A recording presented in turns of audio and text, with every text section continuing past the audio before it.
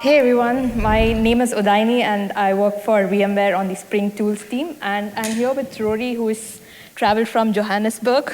Okay, so you all have heard my story about nearly being shot down by the Niger government.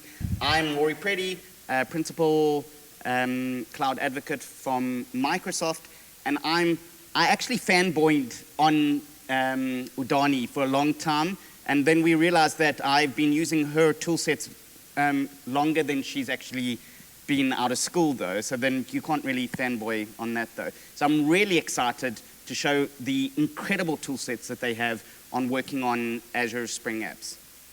Yep, and for all those people who have come last minute, I want to let you all in on a secret. Rory has a surprise for you at the end, so make sure you stay tuned because you don't want to miss it. Rory has already revealed the surprise.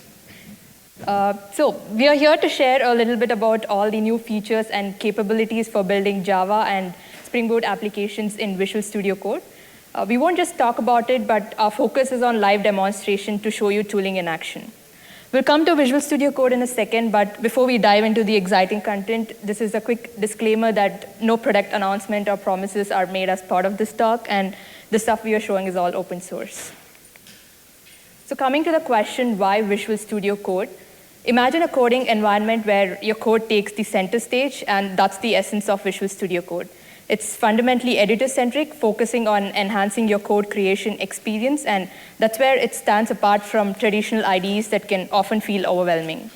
It's lightweight, super fast, consumes fewer system resources, so you don't have to deal with downloading the heavyweight IDEs, installing them, and waiting for their startup. With VS Code, you get the smooth coding experience with quick startup times and responsiveness. And of course, it's free and open source, making it accessible to everyone. It started off with its focus on web development, support for HTML, TypeScript, CSS, and it's regarded as the best coding environment for JavaScript and TypeScript. But it slowly evolved its support for various languages through its vast collection of extensions. For example, today it has extensive support for Java development with its build tools, debuggers, and extensions tailored for Spring development. And that's what our teams, the Spring Tool team at VMware, in collaboration with Microsoft, is working on to give users this awesome Spring experience. Our goal is to make your life easier. How can you be more productive when working with Spring Boot applications in Visual Studio Code? For this, we have the Spring Boot extension pack in Visual Studio Code Marketplace. So Rory, when was the first time you used the extension pack? So I'm a little bit older than Udayani, and I first used Spring the moment it came out, and I remember writing it in Notepad and having issues with XML indentation, and then I went into TextPad, which had a nice XML formatter, but then I wrote everything, imported some of the libraries, found the dependencies, and then tried to run it, and it took about 3 to 4 days to actually get everything working. And then your team brought out the Spring extension pack, and it's never been the same after that. Yeah. So the Spring Boot extension pack is a collection of all the extensions which are curated for the Spring Boot development. And the extensions part of this pack are Spring Initializr. This extension automates the project generation, configuration, and setup tasks, which we often find it to be the most time-consuming and error-prone to get started off with. You don't have to leave your editor to create your Spring Boot project and import it, but with just a few clicks, you can get started off right from the VS Code editor itself. The second extension we have is the Spring Tools. This is the language server for working with Spring Boot applications, and it comes with all these powerful features for code completion, easy IntelliSense when working with complex code bases. And with the live hover information on the source code, you get this valuable insights in understanding the behavior of the application and how all these elements work at runtime.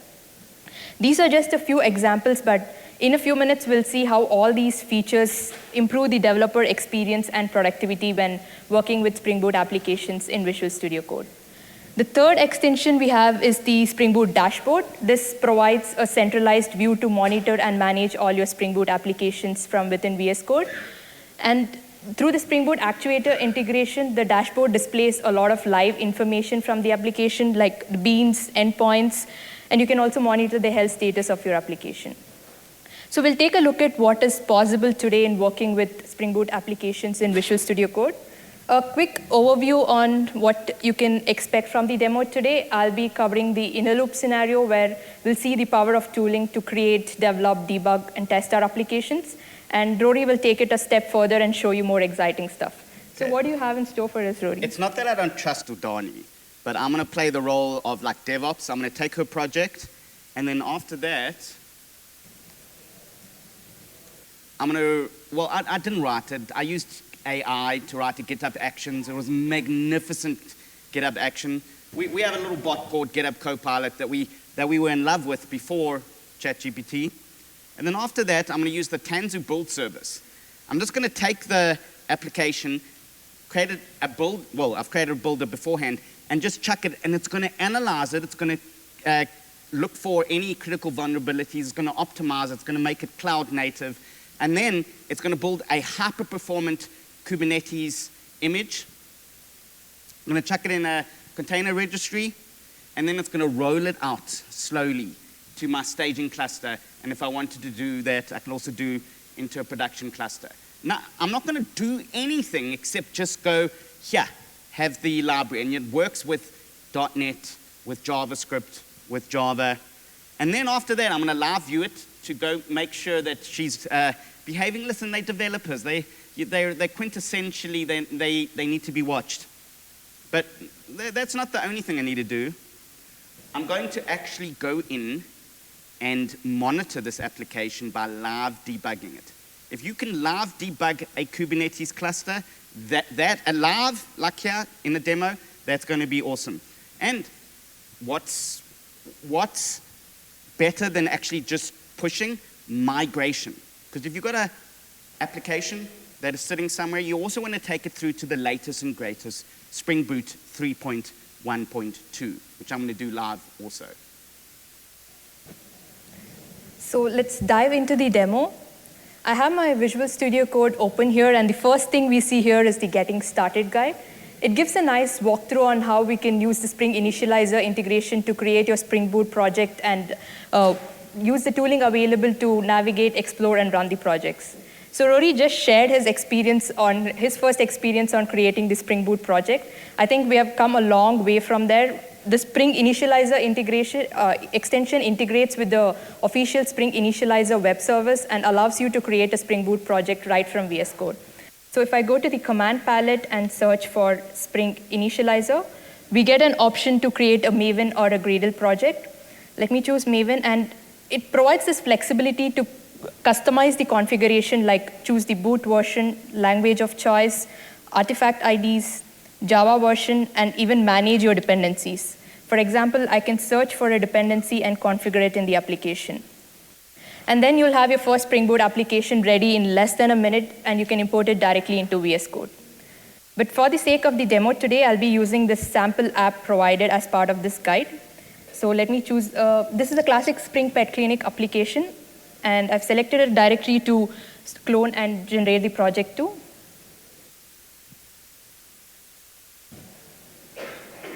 This is taking a few seconds. So Donnie and I were having a conversation about what we should discuss about the pet clinic. And I said to her, hold on, I'm just taking a call from my wife. Oh, my dog is ill. So I didn't get shot down by the Niger terrorists, but I also got a sick dog though. Don't worry, he's better though, and I don't have to take him to the pet clinic. Yeah, so we have the pet clinic application open. Let's explore the project structure. We have pom.xml here with all the dependencies defined, and we also have a build.gradle file. So VS Code's Java support provides full support for build tools like Maven and Gradle. And since this project has both the build files, it's prompting us to choose between the two. And whether you're a Maven or a Gradle fan, or perhaps somewhere in between like me, this setup allows you to make an informed choice on which one suits your workflow better. Okay, but it's Team Maven, right? Any Team Gradles here? Okay. Yeah. So we saw that the tooling was getting enabled here. I've already installed some extensions from the Visual Studio Code Marketplace. And the extensions we are interested here are the extension pack for Java language support. Microsoft and Red Hat work on it, and it comes with build tools, debuggers, test runners. And the next extension is the Spring Boot Dash extension pack, which we just spoke about for the Spring-related features. So going back, since the tooling was already enabled, if I go to my main class here, we can see this run and debug options on the main class to quickly start up the application. And once the application is up, let me show you a quick way to access the application without having to go to the browser and type out localhost or figure out the port configuration or the request mapping path. For this, I'll go to the controller or any of the controller class here. And whenever we run a Spring Boot application that has actuators in its class path, the tooling will query the actuators for live information and visualize it in the IDE. And that's what we see as this code lenses showing up on the request mapping path that we can access directly. So if I click on it, it'll directly take us to the Pet Clinic application. I'm sure everybody here has seen the Pet Clinic app before. It's a very popular demo application where we can find the list of owners, list of vets, and you can take appointments for your pets. So Rory, are you interested in seeing some live metrics for this APIs? Yeah, I want to just make sure that you're not doing anything weird, because how much memory does a Java developer need? All of it, all of the time though. So I just want to see, show me how long your requests are going to take and also the memory, please. Yes, absolutely. We'll take a look at all of it, starting with the metrics. So going back to my Visual Studio Code, if I open the command palette and type manage live Spring Boot process connection, and then click on refresh Pet Clinic application, you can see that IDE is updated with a lot more details here. We can see the count of number of times this API was called and the latency for this call. This is really helpful when your API is not working as expected and you want to understand what is happening at the runtime. We are enriching the application here with live information on the source code, and I find this to be a really useful metric. We also see this green highlights showing up in the application. I'll come back to it in a bit. But now let's go do some local code debugging in Visual Studio Code. For this, I'll go back to my Pet Clinic application and try to add a new owner. Rory, you just mentioned you had pets at home. What are their names? Princess and Champ. Ooh, nice names. So I've just added Rory as an owner, but I've not given a last name for him. So let's try to find what is happening when we search for an owner without the last name, and we'll use VS Code editor features for doing this. I'll stop my application and start it in debug mode. We can do that from the Java project section here, where we can see our application listed. And this will quickly start up the application in debug mode. And the first thing I want to do here is to find the corresponding request mapping. Let me show you a quick trick on how you can find all the symbols in the project. And this is especially very helpful when you're working on complex code bases and you want to find something quickly. If I click on Command T, we can find all the symbols from the project. And all this data is gathered by parsing the source code for Spring annotations. We can filter through this information as well. For example, if you're interested in getting all the beans in the application, we can filter it this way. If you want a list of all the request mappings in the applications, we can filter it this way. And the one we are interested right now is the owner's endpoint. So if I click on it, it'll directly take me to the implementation of the owner's request mapping. Now let's take a moment to notice all these highlights which are showing up, which highlight all the active components in the application. For example, if I hover over this controller, you can see a lot of live information from the process. Basically, this means that the controller got picked up by the component scan and all these request mappings are active in the application. This gives a nice visibility in understanding the application's configuration setup, and you don't have to switch to the documentation to understand the usage of these components. Now, going back to our owner's endpoint, let me add a debugging statement. While I'm doing this, I'd like to show another interesting feature on how we can do live code changes without having to restart the application. This is the coolest thing. I actually showed this to some of the .NET and Python team, and they went, no. Yeah. So I'll put a debug point here and hit on this hot code replace icon. We see that one change class is reloaded, and now if I try to access this endpoint, we hit the debug point here, and we can either inspect the variables directly here, or we can use this what section, which is more convenient way to inspect the variable. We see that the last name is coming as null. now if I try to flow through the debug point, notice that our log statement got printed without having to restart the application. So you get this seamless debugging experience with VS Code, and it saves a lot of time. Like, you can concentrate on fixing your issues rather than waiting for the application to restart after every small change. And it also gives you this quick feedback loop while working on bug fixes. Now, all this live information, quick navigation we have seen is also presented in the Spring Boot dashboard. So if we go to the Spring Boot dashboard extension, we can see our application listed and a lot more live information from the application, like the beans, dependencies, endpoints, and under the hood, the Spring actuators are queried to get all this live information for the application. As a Spring developer, we code the application, define the beans and configurations, but we want to understand how all these work at runtime, how the bean injections are happening at runtime. For example, we just took a look at the owners endpoint, which gives a list of all the owners in the application. Let's go inspect this owners repository bean. So if I click on this, it will directly take me to the implementation of that bean. And if I hover over this, we see a lot of information. We see that owners repository is injected into 4 classes: pet controller, owner controller. And in turn, there are 3 beans injected into owners repository class, like, for example, the JPA mapping context. So we get this nice two-way information on what auto configuration was applied, and we show this information on the source code right where it belongs. Now, going back to the dashboard, we have a list of all the endpoints in the application that we can access directly. And if you find yourself with any performance issues, like your application is slowed down and you suspect that memory could be a culprit, you have a tool at your disposal, and that's the memory view in the Spring Boot dashboard. And Rory, your question. Yeah, I want to see how much memory you consuming.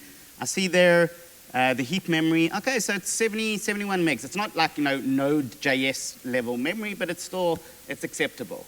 Yep. This is a graphical representation which gives insights into the heap, non-heap memory usage in your application. You can also take a look at the garbage collection activities from the application. This is a very nice feature to have in your IDE alongside your working code, and what makes this more valuable is how it allows us to delve into the memory issues without having to leave VS Code at all. Now, with our code developed and debugged, we can explore on how we can ensure the reliability of our application through comprehensive testing.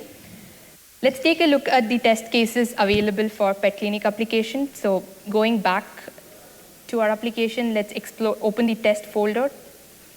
We have a couple of unit test cases here, and MySQL integration test to check the SQL connectivity, Postgres integration test to check the Postgres connectivity. VS Code comes with this seamless integration to run JUnit test cases. We have a separate view where we can see our application listed. And when we expand this, we can see all the packages part of the application, and each package lists the test classes and test methods. We can either run all the test cases at the project level here, but for now, let me quickly run a single test case and show it to you. This started a local instance, executed our test, and we finally saw the summary of our tests here. We are now confident with our code. We can turn our attention to writing high-quality code. So Spring Tools extension provides tools for code validation and analysis that align with the Spring standards. If we go to the problem section here, there are a couple of validations here. Let's explore this. If I hover over this, it says unnecessary at auto-wired. So with the latest Spring version, we do not require the at auto-wired annotation when there is only a single constructor in the class. And it integrates well with the Spring Boot documentation to give you this real-time insights about this validation. We can apply this quick fix here to remove this unnecessary at auto-wired. And under the hood, open rewrite recipes are used to enforce these best practices. And Rory will be talking more about this open rewrite recipes in a few minutes. But while enforcing these best practices, we can also customize it to our application requirements. If we go to the settings here and search for best practices, let me collapse this so that we have a better view. We get a list of all the best practices for Boot 2 and Boot 3 applications, and we can choose to enable them or disable them according to our project's requirement. And what I love about this feature is how it eases us in adapting to these changes. It enhances the code quality and maintainability of our application and ensures that our applications meet the Spring Boot coding standards. What we saw so far was a holistic development environment that enables you to define, iterate, and refine through your applications, and we didn't have to leave VS Code for doing any of this. With streamlined project generation to efficient development and debugging tools, and comprehensive support for validations and testing, you're equipped to build your Spring Boot applications with confidence here. Now let's transition beyond the local environment, and Rory is going to show you how VS Code is truly a powerful and free development environment for professional software development as well. So over to you, Rory. Thank you, Udayani. I'm just going to bring my little stool here. It was funny, I said to them, please can I have a stool? They go, okay, how tall? I go, like a foot. And they say, due to compliance, we are not allowed to give you anything more than a foot. So if you can't see me, that's legislation. Okay, so let's plug it in here. Okay, let's take that off. And HDMI. So there's two things you never trust at when you're doing a presenter. The network and the projection. So let's hope that both work, because now I have Wi-Fi, I have LAN, and I have HDMI. Let me make that a little bit bigger. And I want to go Control+. So this is Visual Studio Code. We only have a small plethora of 40 million developers using it. Okay, so I've taken Udayani's app and I've chucked it on my Kubernetes cluster beforehand. And I'm going to do 3 steps, 3 categories to help me trust Udayani. I'm going to monitor, I'm going to migrate, and then I'm going to deploy. And the first thing I want to do is I want to see that Udayani's app is behaving. So I'm going to go to the Spring App section there, and you can see there I've already deployed that. So I can just right-click on there, and I can go Open Live View. And now it's going to open up the VMware Tanzu Dev Tools for Azure Spring Apps. This is VMware, this is your stuff. We've got it running on a Kubernetes cluster. And I can click on there, and now you see the 2 nodes. But I want to go a little bit deeper. And I click through that, and I can actually go in. Let's make it a little bit smaller. Now I can see, where's Udayani's little app there? There's the memory.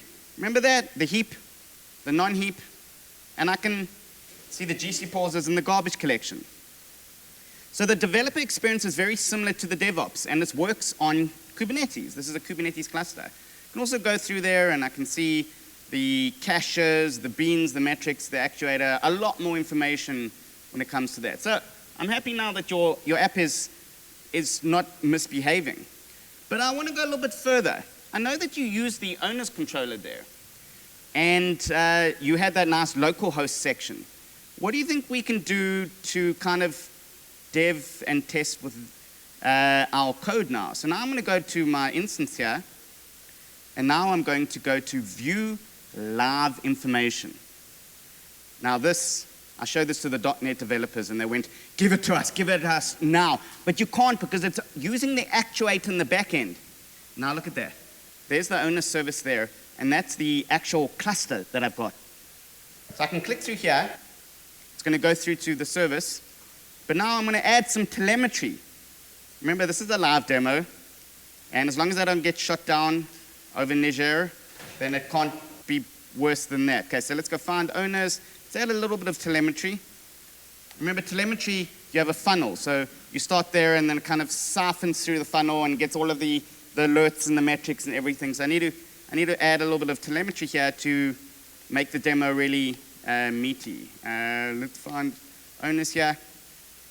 So now I'm going to go back to Visual Studio Code. I want to see how long that owner service took on my Kubernetes cluster, the actual production version there. Now to do that, I'm going to go to my command palette, and I'm going to go to Manage Live Spring Boot Process Connections. Click that, and refresh remote process. Okay, this is a live demo, people. So there we go.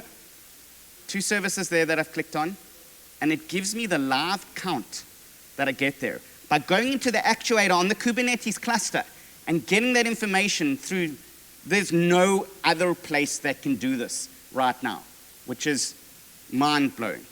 So I've checked the memory. I'm happy with that. I've then actually gone in and looked at the Spring extension to help me understand the counts and the totals. What about live debugging? Rory, never. You cannot live debug this. What could you live debug? So I've got a breakpoint here. It's kind of ruined the secret here. So now I'm going to go into my cluster here, and I've got 2 app instances. So I'm going to debug one. It's got a load balancer, and it's hitting those 2 nodes. So I can only really debug one. So I'm going to right-click here. I'm going to go attach debugger. Ooh, wow, okay. Let's try that there. I love how, wow, okay. So let's not do that. This is failed here. Wow, live on air. Okay, let's try one more time. Let me just go refresh here. Not restart and not deploy here. So let's go refresh here. Need elevator music to, while I do this here. Let's go right click there and go attach debugger. Boom! So what happened was, because Kubernetes clusters actually goes and recreates the node, I couldn't really attach it onto a node that didn't exist. And I had my demo open before in the corner there with my lovely associate. Now I can go access public endpoint. I've got my debugger working. I'm going to go access public endpoint. But now I need to catch the debug point on Kubernetes. So I'm going to go find owners. Sometimes Udayani and I have tested it, worked first time. Sometimes it took a long time. Let's go find owners. Do you see that? It's paused. And I can go there. Look at that. Look at the bottom there. It's telling me debug point. I'm in Kubernetes right now.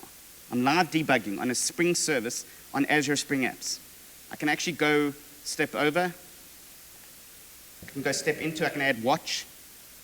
And you see there that I've got that debugging experience, and I can, exactly what Udayani had there, I've got it with my REST services, I've got my memory view, and also I can live debug. Not that you should live debug production services, okay? None of you heard me say that. This is a staging service. Remember I said they're staging. Okay, so we've done the monitor version here. So now let me disconnect that. Let's go stop and close that. The next one that we did was migrate. So one of the biggest problems that we have with services there is when you migrate a service, it takes forever, and I don't trust any of you to actually do it. I've been a developer for 23 years. It's very difficult. But we've partnered with the Open Rewrite community, and it will take your entire application service tree and run through it and say, you need to do that, and do it for you. So let's go see if we can do that live on air. I mean, what else could go wrong here? So let's go back here, and I want to go view. I want to go control minus. I want to go view, and I want to go problems. A newer patch version of Spring Boot is available, 3.1.2. And I can see there, and I can go right-click here. Let's go click on that. Oh, it's actually showing me with the XML file. And it says, do you want to quick fix? I can go, yeah, quick fix. I can upgrade to 3.1.2. I am using, if you see here, 3.1.1. Or I can actually go in and view the release notes. But live on air, what could go wrong? I'm going to upgrade it. And what's that doing? It's taking my entire application source tree and it's checking the best practices. It's looking at the AutoWire. It's looking at some of the coding standards, the libraries that you're using. It's patching it for you. And you can go in and see exactly while it's doing that, what it's doing. You can go view, command palette, upgrade Spring Boot version. And you can see there's, let me make that bigger, upgrade to Spring Boot 3.1. And I can drill down into there and upgrade to Spring Boot 3 until I get to best practices. And remove unnecessary constructor binding. as a Spring Boot 3, constructor binding is no longer needed. There are thousands of recipes in here that you want to actually go through, and if you want to do an upgrade, it will go in and do it for you.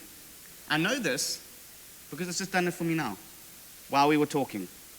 And I can go in and check my source control here and say, what did you change? It only changed the Spring Boot version because this is a live demo, people. What am I going to do like more than that though?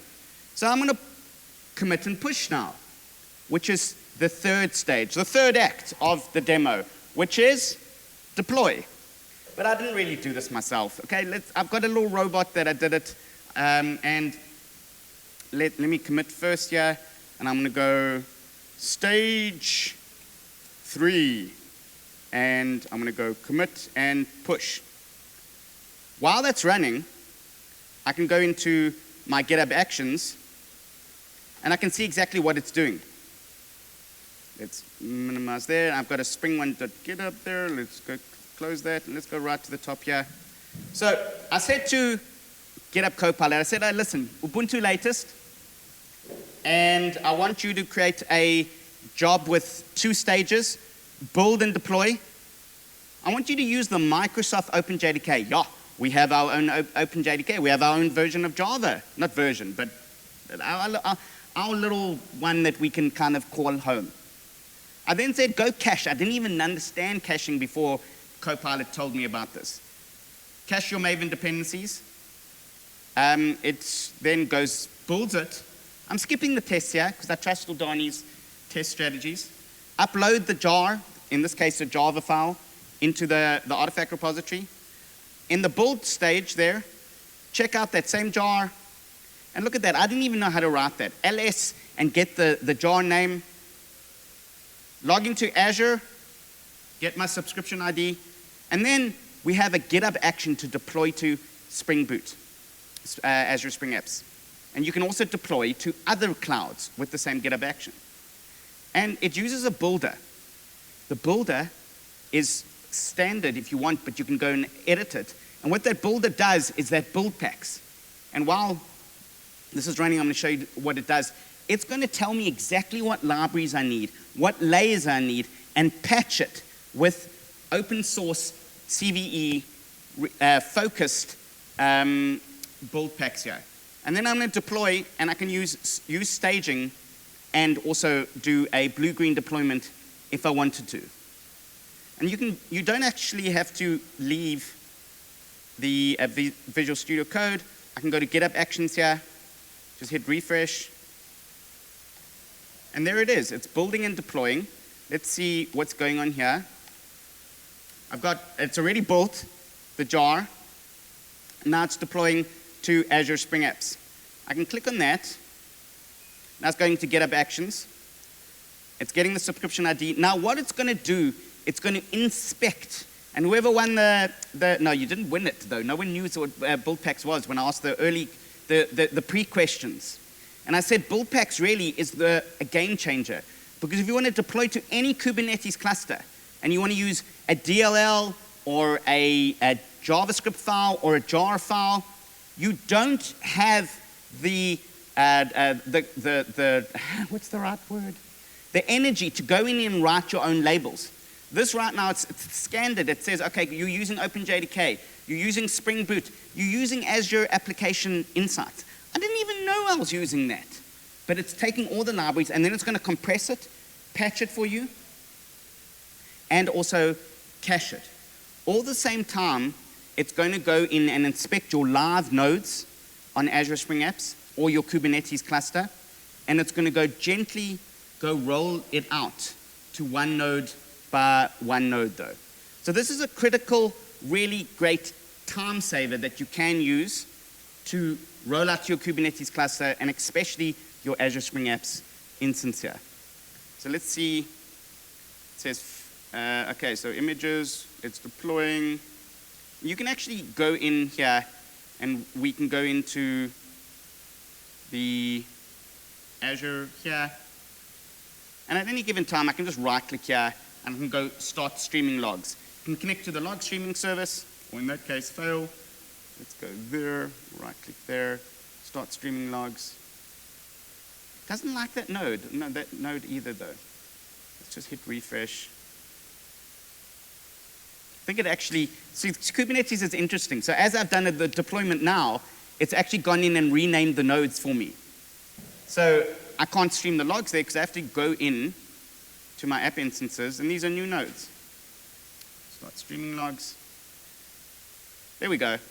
And now it's going to stream the logs, and I can go in and monitor, hey, it's started initializing, it deployed it, and the final test is, let's go back into our browser view here. That's done. Who thinks that worked now? So remember, this is alive, and I'm going to go right-click on there, access public endpoint for that nice end of demo, glass ceiling smash there, access public endpoint. There's the pet clinic.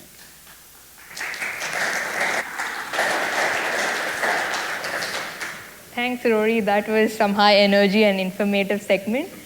So what we saw so far was the power of VS Code and tooling that offers you an end-to-end Spring development experience. A quick recap on our journey today. We saw how easy it is to create a Spring Boot project from VS Code, how tooling simplifies the complex tasks and enables you to concentrate on your coding. And with the validations and migration, you can safely migrate your code without breaking a sweat. And we didn't stop our exploration there. We saw how VS Code supports professional software development with its seamless integration to remote environments, enhancing our deployment and monitoring capabilities. And thank you all for joining us on this journey. And Rory, I think it's time to unveil the big secret. I have a few secrets, and I have some really nice tidbits. Get your phones out, because whatever I did today, you can actually just snap. There's a lot of snapping coming here, okay? And I actually went for a haircut before this, so you can snap the thing there. Okay, so first of all, the extension. And we've got Martin Lippert here also, who leads the Spring extension toolkits here. And you can download it there. It's a Visual Studio Code extension. And it's hyper performant. And all you saw today, open source, and also integrates nicely with Azure Spring Apps. Take the survey, come meet us at the Microsoft stand, the VMware stand. You get socks. You guys seem to love socks. We're giving away like 20, 30, 40, hundreds of socks there. But get some socks, okay? Get Azure Spring Apps on your feet, which is really cool. So take the survey, come get your socks, show us you got that. We have a lot of talks that we're going to do here. You can have a look at there. We have the breakout session there, and we also have Copilot, and we also have some nice sessions Wednesday and Thursday. Myself and Udayani are going to do the same talk, but in a different style, and also live demoing, so we know what not to do, also with refresh your Kubernetes clusters.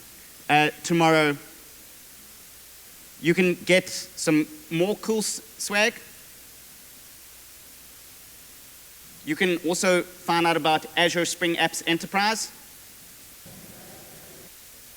And finally, we've booked out a nightclub, which are the questions we're going to take with now. We've got 1, 2, 3, 4, 5, 6 tickets that we're going to give away. And normally you have to like kind of jump through hoops here, but I managed to speak to the organizers to get that though. So you can actually get another ticket there also if you want to do the survey, but I'm going to give out 6 tickets here. I think let's leave it here and then let's ask you to ask the questions, because these are the tickets. So for good questions, we're going to give a ticket. And yes, how do I keep my boys' charm and also subscribe to a work-life balance? That's not a good question, okay? Talk a little bit about the feature of the VS Code, why the Java development is still 5 Sorry, I didn't hear you. You need to speak a little bit louder. Can you talk about the few features the Visual Studio put in? VC? VC. Yeah. What does it not have? Yeah, compared Oh. to the way you can do. So in the beginning of me using IntelliJ, myself using IntelliJ, people used to ask that exact question. And my go-to was, it doesn't have Spring. And then Udayani and Martin actually created the Spring Tools extension. So it's a little bit of a secret. I used to tell people to use IntelliJ because it didn't have Spring. And one of the reasons I fanboyed on your team so much was when you brought it out, I said to myself, wait, it has JavaScript. It has Spring. It has seamless integration. It's hyper performant. It uses code spaces. It has so much more, and also it's free. So there are few things that it can't do with IntelliJ. And thank you. You can take a ticket afterwards there. That is a really excellent question, and it kind of showed a little bit of love between Martin and I also, which was great. Okay, we have 5 more. Anyone else? Yes? So does the online version of Visual Studio Code actually have to do with another? Yes, excellent question also. I'm going to explain it, but you get a ticket also. The only thing that it doesn't work, the demo I actually wanted to do in code spaces end to end. The problem is that the debugger, and I've raised this with Martin also, the debugger has to go back and forward between different ports and Kubernetes cluster. So as a result, it blocks it. So you have to know what the ports are. But we're looking at doing that though. Everything you saw there, you can do in code spaces, the online version, which means you can spin up a 32 CPU, 128 gigs instance for, from your phone. And I've done this live in the previous session from my phone as a demo though, with everything that we've shown you today. I would like to add something to that. There are kind of different versions of VS Code online, right? So there's kind of this very lightweight thing that only runs in your browser. Right. And stuff that only runs in your browser does not get the backend functionality to do all the heavy Java language tooling, Spring Boot language tooling, and stuff like that, because that is kind of a separate process that has to run somewhere. It's not running inside of the browser. If you do this code spaces thing, which basically runs the front end in your browser, but the back end runs on Kubernetes thing or Kubernetes whatever, then all those services, the language tooling, whatever, runs in this back end thing and is available to you. So in that case, you get all the heavy language features running in your browser, but the real heavy thing has no back end. It's not a heavy back end. So that's why these different use cases for VS Code, kind of on your desktop or in kind of remote development scenarios or lightweight just in your browser or in code spaces, all different settings. But as long as you have kind of not the purely in your browser, you can install all those extensions and they work. Okay, you don't get a ticket, Martin, because I already gave you Udayani a ticket to give to you, but that was a really great explanation. Thank you. But it was not a question. Still don't get a ticket. Okay, so we've given 2 tickets away. Yes. I've pushed Kotlin, hey. I'm pushing it. Now, to do Kotlin, we have to first do Gradle, because Kotlin is really the really good question. You get a ticket. So the trick about Gradle is that we've just adopted, there was an open source extension that we've just adopted there. The problem with Gradle is that some of the dependencies were different from the Maven dependencies. So we have to now go back and test all of those extensions against Gradle to actually get it to work there. Once we have that, and I've reached out to the Kotlin team, we can better support Kotlin in that regard though. Right now it's off the charts great, but it doesn't support the Gradle experience around that, which we're trying to get there. And once we have that, we will dominate the world, because there's 1 billion people running Android devices that we can reach, that we're going to. There's one point coming on top of that, which is if you use Kotlin to implement Spring applications, the bridge between the Spring tooling being able to look at the source code and give you all these, what Udayani showed, all these kind of symbols, all the quick navigation, all the understanding of the light covers, that is not working with Kotlin yet, because the Spring tooling only understands Java source code, not Kotlin source code.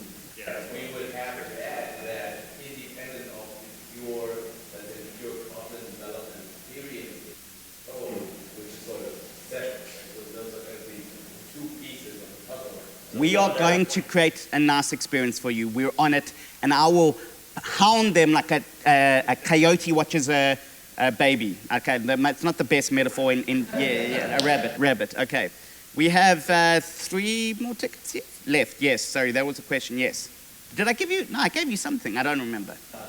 Okay. So the Springboard dashboard is really cool. A lot of times, like, your application may access Chris, so like, choosing like press play, like, you can't just have a secret code in your YAML file, right? So like, typically, like, you can create a start script to get it off, like, so you can somewhere. Frankly, you can create that with the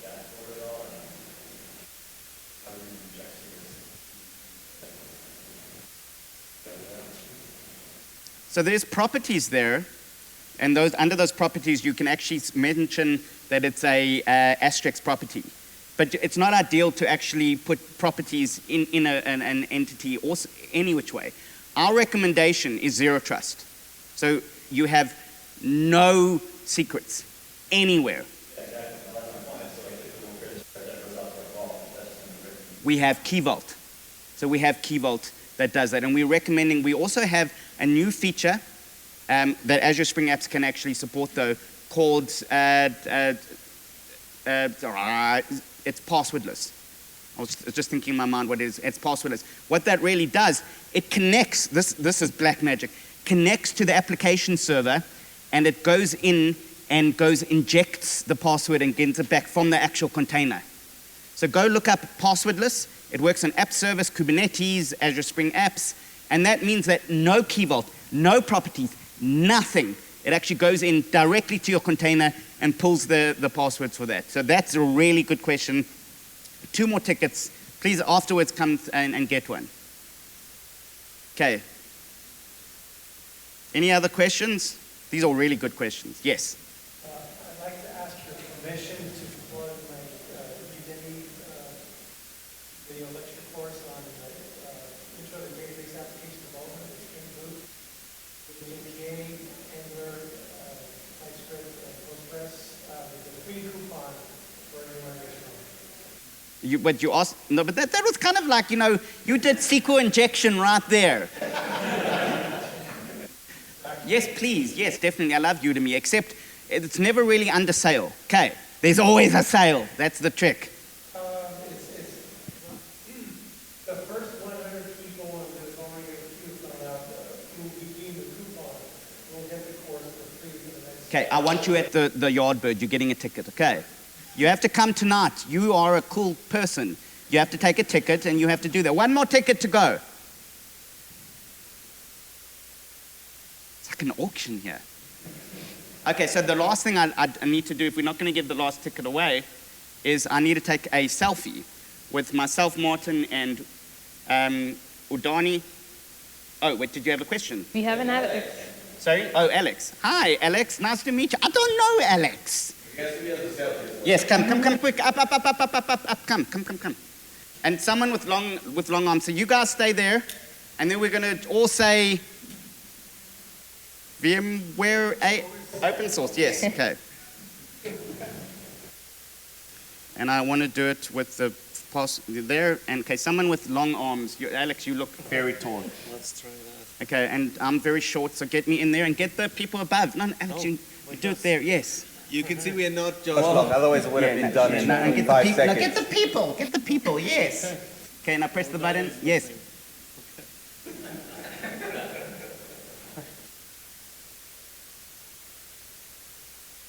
Yeah, enough of it. Okay, something happened. Thank you, everyone. Thank you.